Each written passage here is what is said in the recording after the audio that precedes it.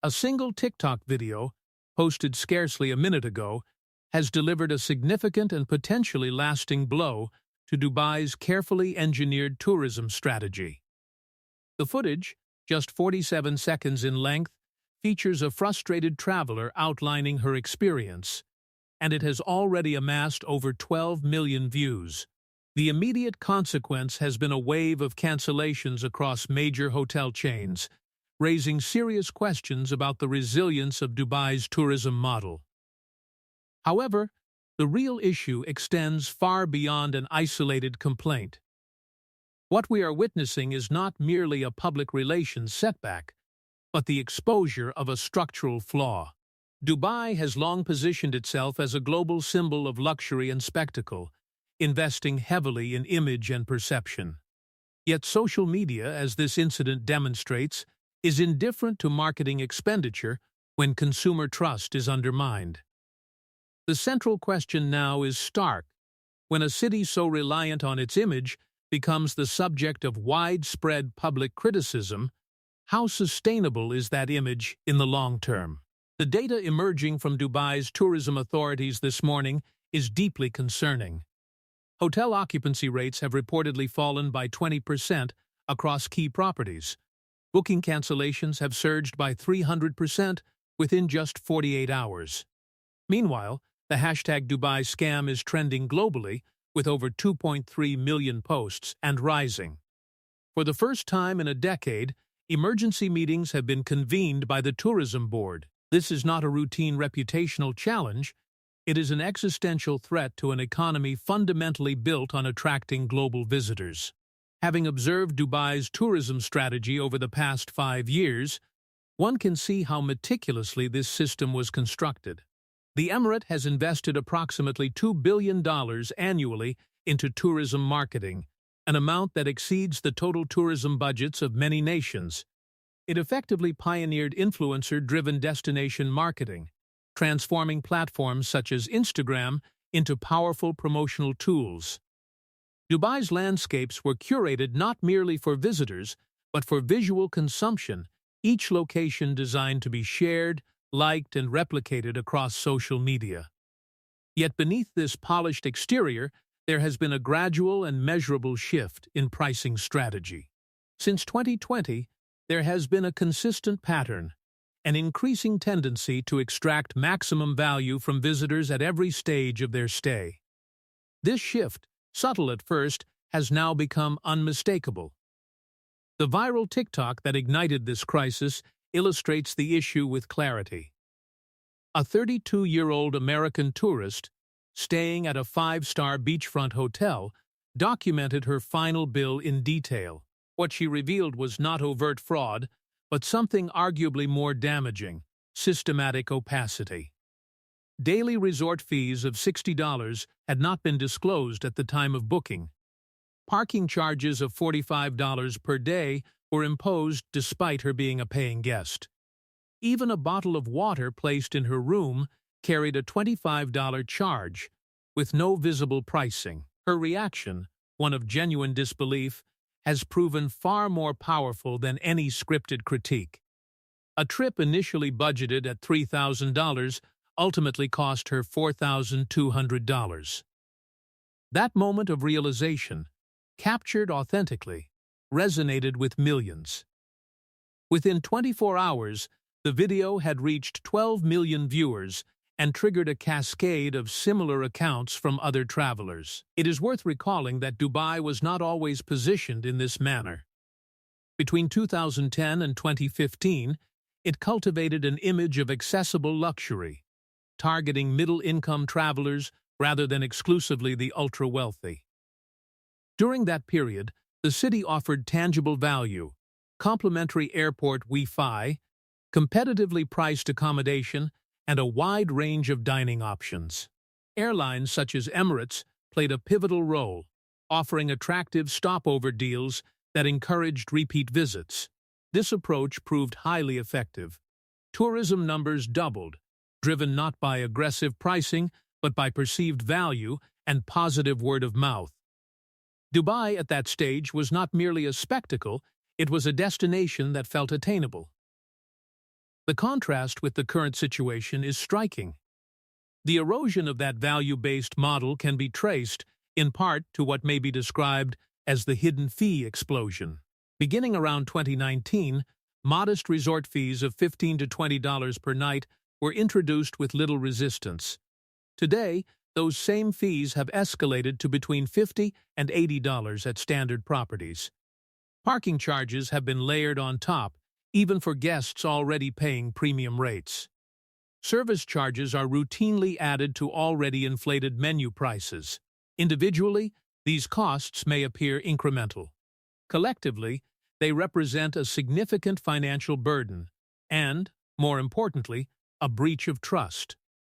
Visitors who travel considerable distances, often at great expense, do not expect to encounter such opacity. The cumulative effect is not merely dissatisfaction, but a growing perception that they are being systematically overcharged.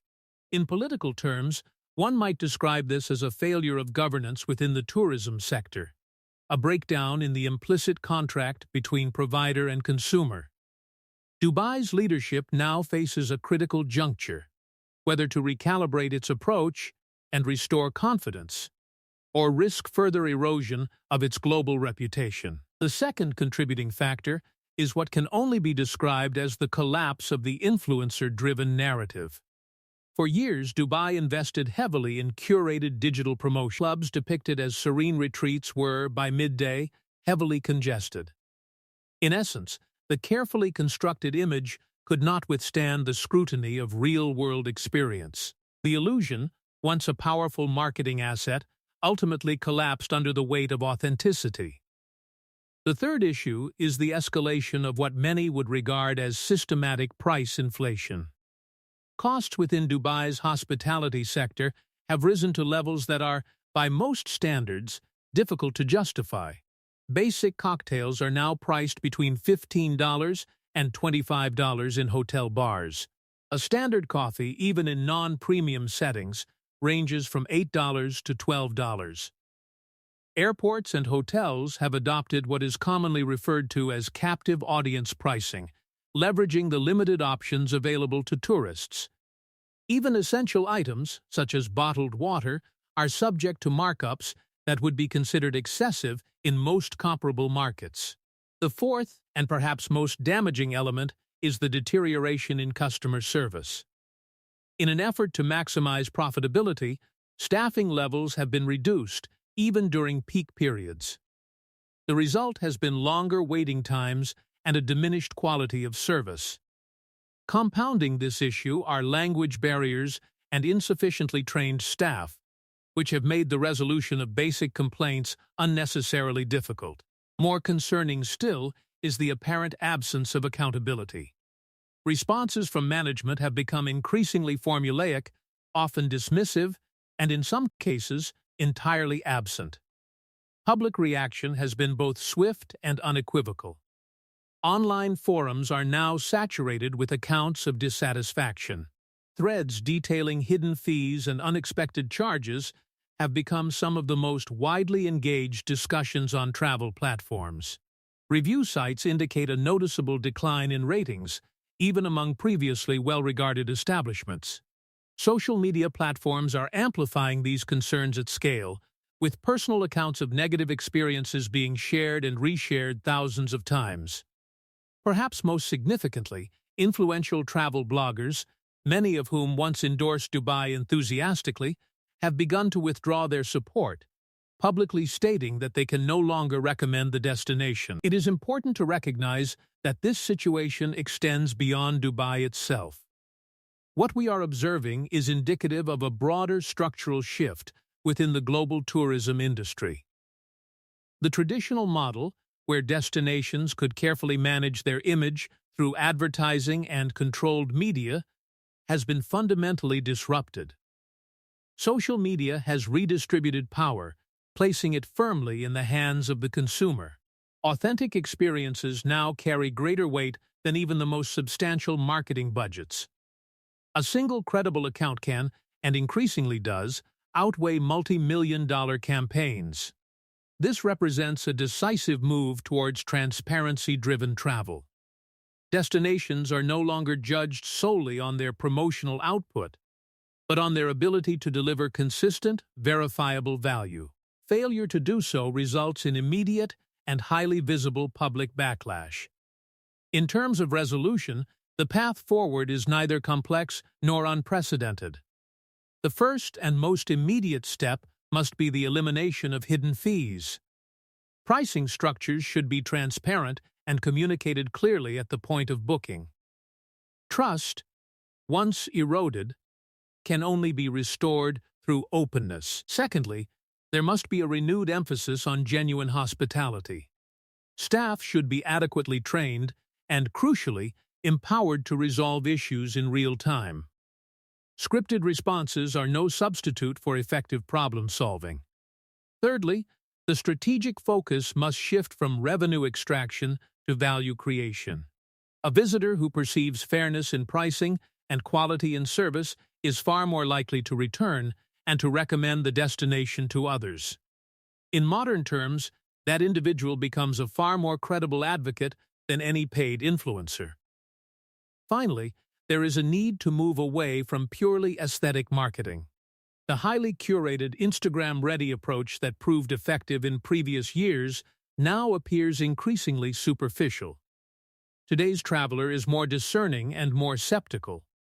Authenticity is no longer optional, it is essential.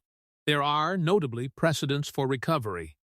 Thailand, following criticism over tourist pricing practices in 2019, introduced regulatory measures and launched a campaign centered on transparency and value. The result was a measurable rebound in visitor numbers within 6 months.